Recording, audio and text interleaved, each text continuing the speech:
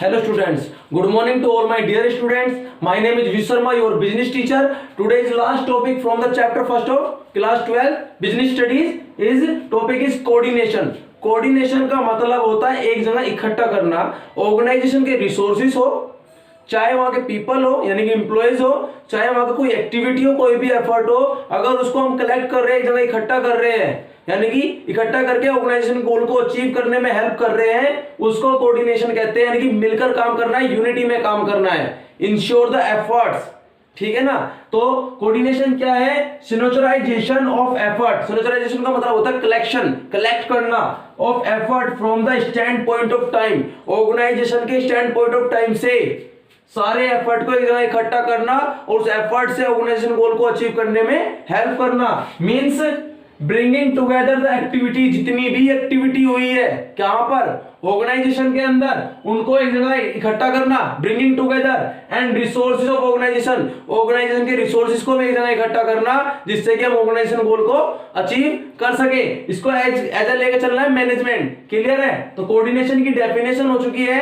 Coordination के features क्या है? अगर आपको मैनेजमेंट के फीचर्स याद होंगे तो उससे रिलेटेड ही है कुछ।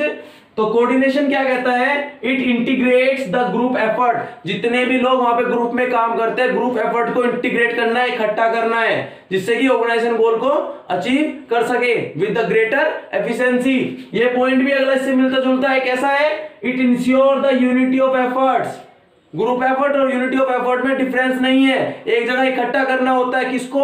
एफर्ट को। इंश्योर करना, फोकस करना, फोर्स करना कि एक जगह इकट्ठा करना है ग्रुप एफर्ट को, एक्टिविटीज को। नेक्स्ट आता है it is a continuous process. ये नहीं कि ऑर्गेनाइजेशन का गोल अचीव हो गया तो कोऑर्डिनेशन खत्म, आपस में लड़ाई करनी है, कंफ्यूजन क्रिएट करना है, डिस्प्यूट्स करने हैं, ऐसा कुछ नहीं है।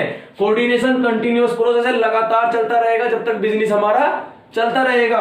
It is a pervasive function. Coordination ये नहीं है सिर्फ इंडिया में होता है या सिर्फ दिल्ली में होता है। कोऑर्डिनेशन परवेसिव फंक्शन है, यूनिवर्सल फेनोमेना है, हर जगह पाया जाता है। कोऑर्डिनेशन होना जरूरी है अगर हम कोई भी वर्क कर रहे हैं किसी भी इंस्टीट्यूशन में, किसी भी ऑर्गेनाइजेशन के अंदर। It is the responsibility of all managers. जितने भी कंपनी के अंदर मैनेजर्स होते हैं उनकी रेस्पॉन्सिबिलिटी यही होती है कि कोऑर्डिनेशन मेंटेन करवाया जाए। कहां पर? ऑर्गेनाइजेशन के अंदर। नेक्स्ट आता है कोऑर्डिनेशन की जरूरत की इंपोर्टेंस क्यों है और जरूरत क्यों है ऑर्गेनाइजेशन के अंदर।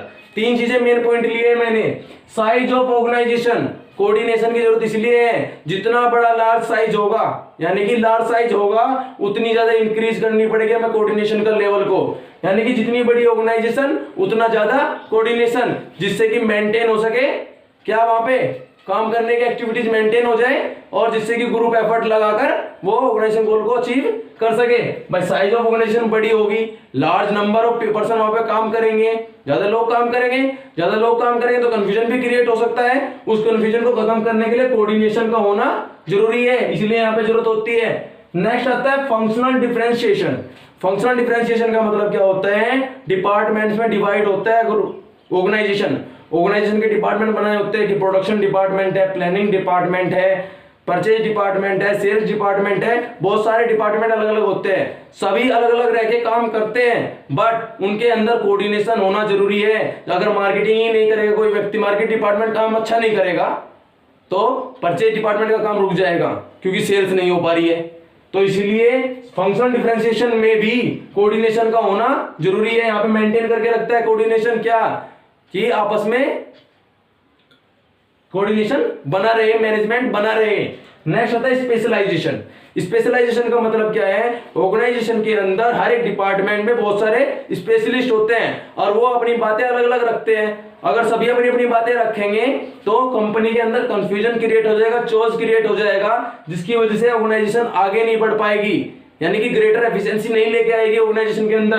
तो इसलिए कोऑर्डिनेशन होना जरूरी है। वे आपस में मिलकर ही सलाह करके ही कोई एडवाइस दे, कोई नया प्लान बनाए, कोई नया ऑब्जेक्टिव बनाए।